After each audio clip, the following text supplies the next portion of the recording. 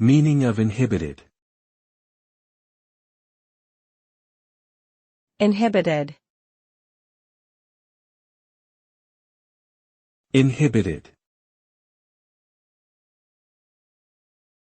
Inhibited. Inhibited. The term inhibited refers to the constraining, limiting, or suppressing of a process, action, or behavior.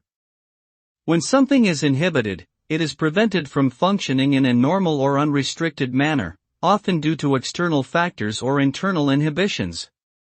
This can result in reduced effectiveness, slower progress, or even complete failure to achieve the desired outcome. For example, if a person is inhibited by fear or self-doubt, they may find it difficult to perform at their full potential. Inhibition can therefore have negative effects on personal growth, creativity, and productivity.